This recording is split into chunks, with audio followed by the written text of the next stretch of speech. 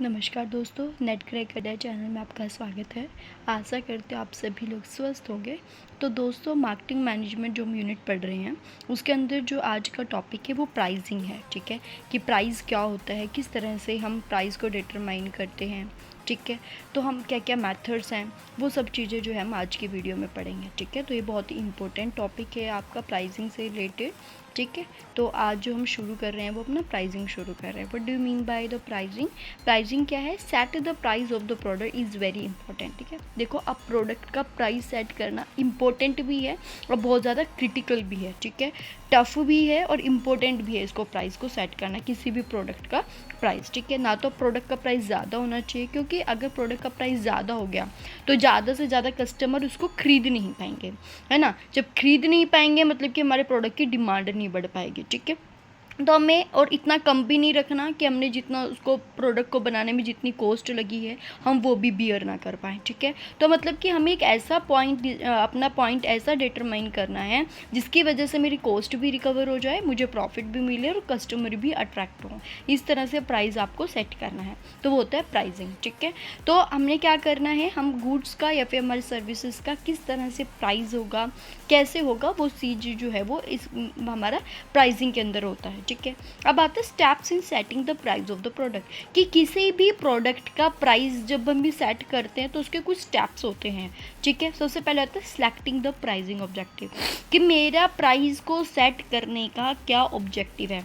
या तो मैं सर्वाइवल का मतलब क्या होता है? इट मीन्स आप अपने प्रोडक्ट का जो प्राइस है वो कम रखना चाहते हो ताकि हम अपनी एटलीस्ट अपनी कॉस्ट तो कवर कर पाएँ जितनी आपकी कॉस्ट लगी है। सपोज़ आपका पेन है, पेन बनाने में सपोज़ आपके 5 रुपीज़ लगे हैं, तो आपने 5 रुपीज़ ही इसकी कॉस्ट रखी है, मतलब कि जितनी कॉस्ट है उतना ही, ताकि आप अपने कॉस्ट को बियर कर पाएँ और आप अपनी जो मार्केट के अंदर आप अपने प्रोडक्ट के साथ सर्वाइव कर पाएँ। ठीक है, नेक्स्ट है मैक्सिमम करंट प्रॉफिट, कि आपके पास जो भी करंट प्रॉफिट है आज के टाइम का जितना भी प्रॉफिट है आप यही चाहेंगे कि हमारा प्रॉफिट बरकरार रहे, वो बढ़ता रहे। और मैक्सिमम मार्केट शेयर, ठीक है, हर एक फर्म चाहती है कि वो अपने प्रोडक्ट जो भी लेकर आई है उसका जो भी प्राइस है उसके हिसाब से हम अपने मार्केट के अंदर हम ज़्यादा से ज़्यादा मार्केट को कैप्चर कर पाए, उसके अंदर जो शेयर हैं वो ज़्यादा से ज़्यादा हमारे मैक्सिमम हो सके। ठीक है, और मार्केट स्कीमिंग क्या है आप सोचोगे, तो स्कीमिंग क्या होती है, पेनिट्रेशन क्या होती है, वो मैं आपको आगे बताऊँगी। ठीक है, तो ये सबसे पहले तो क्या होता है सिलेक्टिंग द प्राइसिंग ऑब्जेक्टिव, कि जब भी हम प्राइस को सेट करेंगे सबसे पहले हमने ऑब्जेक्टिव देखना है। ठीक है,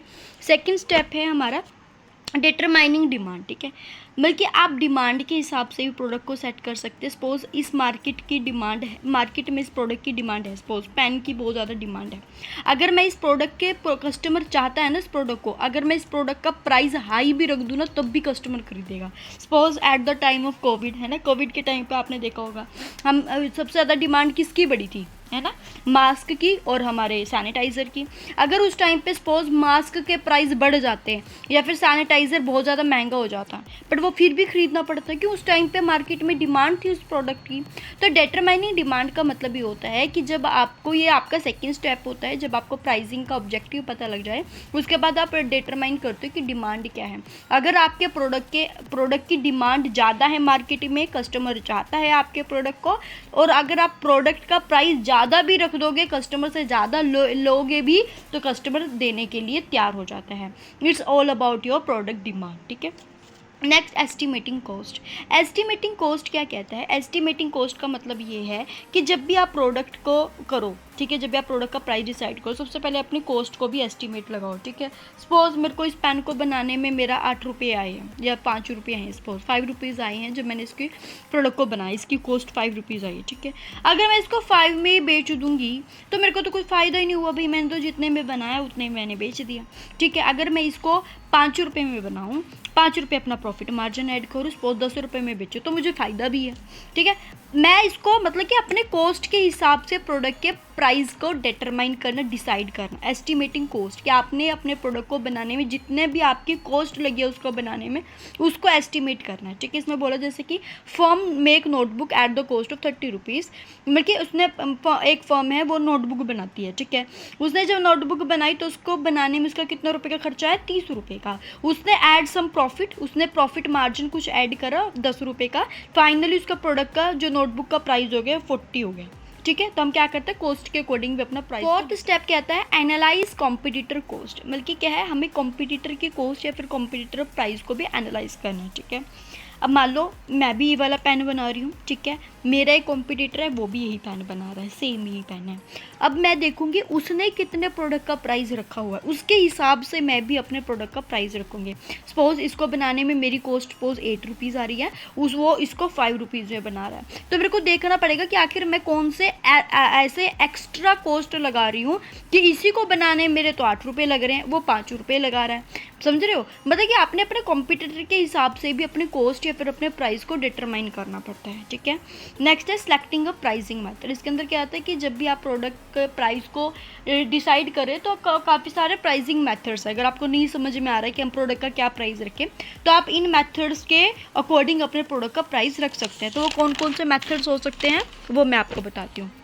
सबसे पहला है मार्कअप प्राइसिंग। मार्कअप प्राइसिंग का मतलब वही है जो मैंने आपको पहले बताया कि आपकी cost plus you add some profit margin. ठीक है, ऐड सम प्रॉफिट, मतलब कि आपका मान लो 400 रुपये का आपने, इन्होंने बोला कि हमारे कॉस्ट बनी है, सपोज कोई प्रोडक्ट है उसको बनाने में तो 100 रुपये खर्चा आया, 100 रुपये खर्चा आया, मैंने उसमें 50 रुपये अपना खुद का प्रॉफिट मार्जिन ऐड किया, मैंने 150 रुपये में उस प्रोडक्ट को बेचा। तो ये होता है मार्कअप प्राइसिंग कि आपने कॉस्ट भी रखी है, कॉस्ट के साथ साथ you add some the profit margin. ठीक है, तो फाइनली आप उस कॉस्ट को डिसाइड करके अपना प्रॉफिट मार्जिन ऐड करके फाइनल उस प्रोडक्ट का प्राइस डिसाइड करते हैं। ठीक है। नेक्स्ट, एक तो ये मेथड हो गया। दूसरा हो सकता है perceived value pricing. Perceived value pricing यही कहती है कि अगर कस्टमर की आइज़ में, कस्टमर के परसेप्शन में आपके प्रोडक्ट की प्राइस, आपके प्रोडक्ट की वैल्यू है, आपके प्रोडक्ट की वैल्यू है, आपको पता है कस्टमर के माइंड में ये, अगर मैं इसे महंगा भी लूँगा, इस प्रोडक्ट से रिलेटेड मैं इसके हाई चार्ज भी करूँगा तो मेरे को कस्टमर दे देगा। तो क्या होता है परसीव्ड वैल्यू प्राइसिंग। ठीक है। Next is going rate pricing. Going rate pricing का मतलब होता है कि मान लो जैसे वेजिटेबल्स हैं, ठीक है, वेजिटेबल्स क्या है, डेली उनके जो हमारे प्राइस है वो कम ज़्यादा होते रहते हैं ना वेजिटेबल्स का, तो जिस हिसाब से चल रहा है, जिस हिसाब से दूसरे वाला भी दे रहा है, पहले वाला ठेले वाला दे रहा है उस चीज़ को, दूसरे रेडी वाला भी उसी प्राइस पे दे रहा है, मतलब क्या कहता है जिस प्राइस पे मार्केट के अंदर वो प्राइस पे प्रोडक्ट बिक रहा है वही आपने डिसाइड कर लिया। ठीक है, मान लो 20 रुपये किलो है, अब मान लो आपके 20 रुपये किलो कोई वेजिटेबल्स है, तो दूसरे ने भी 20 ही डिसाइड की हुई है, तीसरे ने भी 20 है, मतलब कि क्या, जिस हिसाब से चल रहा है प्रोडक्ट का प्राइस उसी हिसाब से वो कर रहे हैं। ठीक है। Auction type pricing. ऑक्शन क्या होता है, बोलियाँ लगती हैं, कई बार हम प्राइस को डिसाइड करते हैं तो बोलियाँ लगती हैं। एक होता है इंग्लिश ऑक्शन, इसको बोलते हैं असेंडिंग बिड्स। असेंडिंग क्या मतलब होता है कि जिसमें हम क्या करते हैं, जिसके प्रोडक्ट का प्राइस ज़्यादा होगा हम उसको डिसाइड करते हैं, उसको सेट कर देते हैं। ठीक है। In this different form are come, इसमें क्या होता है अलग अलग तरह की फर्म आती हैं। ठीक है। And this firm price high set, those firms जिस फर्म का प्राइस सबसे ज़्यादा होगा हम उसको, जैसे बोली लगती है ना, वो बोलते हैं इस प्रोडक्ट का प्राइस जी 10,000 रुपये, दूसरे ने बोला 15,000 रुपये, तीसरे ने बोला जी 20,000 रुपये, उसके बाद किसी ने नहीं बोला, तो मतलब कि 20,000 वाला हम डिसाइड कर देंगे। इसको बोलते हैं इंग्लिश ऑक्शन, जो सबसे महंगे वाला होगा। डच ऑक्शन क्या होता है, डच ऑक्शन जो होता है basically the opposite of the English auction. हम इसमें डिसेंडिंग का मतलब क्या होता है कि इसके अंदर जो हम सबसे सस्ता जो होगा उसको लेंगे। जैसे हमने बोला था कि 10,000 रुपये की बोली थी, 15,000 रुपये की बोली थी, 20,000 रुपये की थी, तो हम 10,000 वाले को डिसाइड कर देंगे, सेलेक्ट कर देंगे बेसिकली। ठीक है। एक होता है हमारा sealed bid auction. Sealed bid auction basically जो है गवर्नमेंट द्वारा डिसाइड किया जाता है, इसके अंदर भी बीड्स, इसमें भी हमारे ऑक्शन बोलियाँ लगती हैं। तो इसमें क्या कहते हैं, सपोज गवर्नमेंट को रोड बनवाना है, ठीक है, तो गवर्नमेंट जब रोड बनवाएगी तो इसके अंदर क्या करेगी government, this auction used government to, जो टेंडर भरेगा, ठीक है, सपोज आपने बोला कि मैं इस रोड को 10 लाख रुपए में बनाऊंगा, ठीक है, दूसरे ने बोला जी नहीं मैं इसको 1 लाख रुपए में बनाकर दे दूंगा, ठीक है, तो गवर्नमेंट किसको सिलेक्ट करेगी, जो 1 लाख रुपए में आपका काम कर देगा, जो 1 लाख रुपए में आपका रोड बना कर दे देगा, है ना, तो उसको बोलते हैं sealed bid auction. Next method है, नेक्स्ट है, वो तो हमारे मेथड थे। अब लास्ट स्टेप क्या है, जब आप प्राइस को करोगे सेटिंग द फाइनल प्राइस, आप लास्ट में अपने मेथड को यूज़ करके अपने कॉम्पिटिटर के हिसाब से, अपने कॉस्ट के हिसाब से लास्ट में आपको जो सही लगे आप अपने प्रोडक्ट का प्राइस सेलेक्ट कर लोगे। ठीक है। प्राइस डिस्काउंट्स एंड अलाउंसेस, कई बार क्या होता है कि फर्म जो होती हैं, ठीक है, कंपनीज जो होती हैं वो प्राइस में डिस्काउंट दे देती हैं। ठीक है, मान लो 20% डिस्काउंट, 30% डिस्काउंट, इस तरह से। कई बार क्वांटिटी डिस्काउंट्स होता है कि भाई आप इतना खरीदो तो आपको इतना वो हो जाएगा। ठीक है, जैसे होता है ना कि 2 शर्ट लो 1 शर्ट फ्री, इस तरह से क्वांटिटी डिस्काउंट मिल जाता है।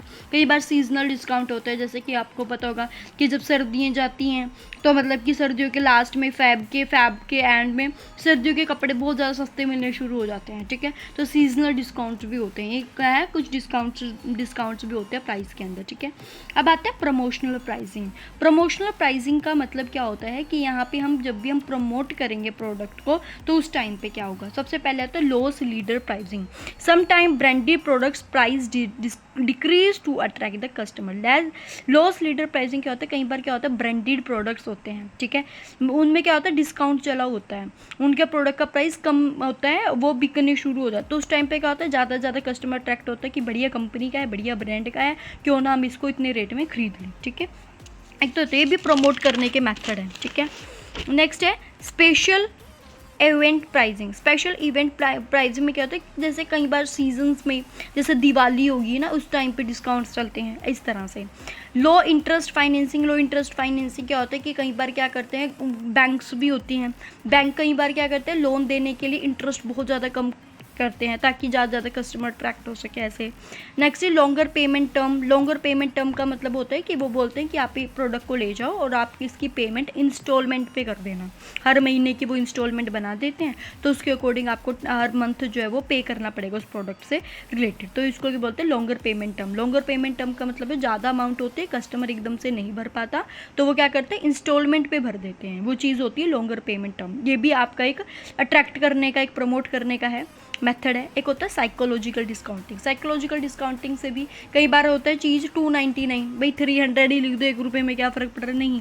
ये सब चीज़ें क्या होती है अट्रैक्ट करने के लिए होती है। 99 ओनली ₹99, इस तरह से। ये क्या होता है साइकोलॉजिकल डिस्काउंटिंग। ये हमारे क्या होता है कस्टमर को अट्रैक्ट करने के लिए ये काफ़ी सारे मेथड्स हैं।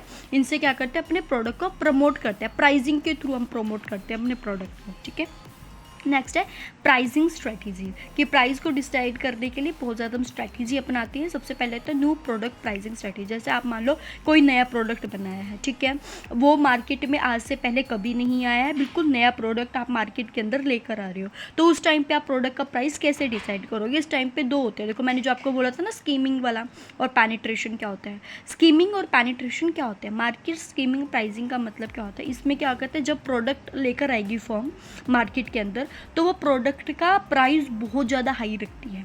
ठीक है, वो क्या करती है प्रोडक्ट का प्राइस हाई रखती है। अगर उसे लगता है कि इस प्राइस पे मेरा प्रोडक्ट बिक रहा है तो वो चेंज नहीं करेगा। अगर उसे लगता है कि ज़्यादा कस्टमर नहीं आ रहे हैं क्योंकि उसका प्रोडक्ट महंगा है तो वो आगे जाके थोड़ा बहुत कम कर सकता है। ठीक है, लेकिन वो उस प्रोडक्ट का प्राइस सेम वही रहेगा। ठीक है, वो होता है मार्केट स्कीमिंग। मार्केट स्कीमिंग का मतलब क्या होता है, जब आप एक नया प्रोडक्ट, एक फर्म जो है नया प्रोडक्ट लेकर आती है मार्केट में तो वो प्रोडक्ट का प्राइस बहुत ज़्यादा हाई रखती है, तो उसको क्या बोलते हैं market skimming. Market penetration is the opposite of the market skimming. इसमें क्या कहते हैं जब फर्म नया प्रोडक्ट लेकर आएगी मार्केट में तो प्रोडक्ट का जो प्राइस होगा बहुत ज़्यादा लो होगा। जब ज़्यादा कम प्राइस पे होगा तो कस्टमर आएंगे, जब कस्टमर ज़्यादा आने लग जाएंगे, कस्टमर ज़्यादा डिमांड करने लग जाएंगे तो आगे जाके वो प्रोडक्ट का प्राइस बढ़ा देते हैं ना। कई बार आपने देखा हो, जैसे इसका सबसे बेस्ट एग्जांपल है जियो। जब जियो आया तो उन्होंने क्या कर दिया, सिम को फ्री में बांटना शुरू कर दिया। जब सिम फ्री में बंटनी शुरू होगी तो ज़्यादा कस्टमर आ गए। जब ज़्यादा कस्टमर अट्रैक्ट हो गए तो उन्होंने आगे जाकर उसको पैसे में कन्वर्ट कर दिया, है ना। तो ये होता है मार्केट आपका पेनिट्रेशन। ठीक है, नेक्स्ट है प्रोडक्ट मिक्स प्राइसिंग स्ट्रेटजी। ये तो था न्यू प्रोडक्ट जब आप लेकर आओगे। न्यू प्रोडक्ट के टाइम पे 2 तरह की होती है, मार्केट स्कीमिंग और प्रोडक्ट प्राइस पेनिट्रेशन। अगर था product line pricing. Product line pricing के अंदर क्या करते हैं हम, setting the price between various products in a product line. ये एक लाइन होती है ना, उसमें क्या करते हैं जितनी लाइन्स है उसके अकॉर्डिंग हर एक डिफरेंट प्रोडक्ट का डिफरेंट प्राइस। ठीक है, अगला आता है कैप्टिव प्रोडक्ट प्राइसिंग। इसमें 2 पार्ट प्राइसिंग होती है, जैसे ऑल आउट होती है। देखो ऑल आउट अगर आप पूरी लोगे तो आई थिंक वो 100 रुपये समथिंग की आती है, ठीक है। मान लो वो रिफ़िल तो नीचे का ख़त्म होता रहता है, ऊपर का तो ठीक होता है ना, तो जैसे रिफ़िल ख़त्म होएगा तो उसकी अमाउंट आपको बस वो लेने आपका तो हो गया ना, 2 प्रोडक्ट का प्राइस, उसका अलग प्राइस हो जाता है जब आप रिफ़िल लेने जाओगे, ठीक है। उसको क्या बोलते हैं, कैप्टिव प्रोडक्ट प्राइसिंग। नेक्स्ट है product bundle pricing. Product bundle pricing का मतलब क्या होता है, इसके अंदर हम क्या करते हैं, बंडल में जब चीज़ें होती है, जैसे कि फास्ट फूड है, उसके अंदर आपके बंडल है कि एक बर्गर है, बर्गर के साथ आपका फ्रेंच फ्राइज़ है, आपकी सॉफ्ट ड्रिंक भी है, ये कॉम्बो है इतने रुपए में, ये सब चीज़ें है ना, तो उसको बोलते हैं प्रोडक्ट बंडल प्राइसिंग, ठीक है। आज जो हमने पढ़ी है वो प्राइसिंग के बारे में पढ़ा है, ठीक है। तो आपने अच्छे से अपनी नोटबुक के अंदर इस अपने नोट्स के अंदर ऐड करना है, ठीक है। कोई डाउट है, कोई भी पॉइंट अगर नहीं समझ में आता है तो विदाउट हेजिटेशन यू कॉमेंट मी, ठीक है। कोई फीडबैक देना चाहते हैं आप फीडबैक देख सकते हैं, ठीक है जी। अगर वीडियो अच्छी लगी तो मेरी वीडियो को लाइक करना, चैनल को सब्सक्राइब करना। जय हिंद, जय भारत।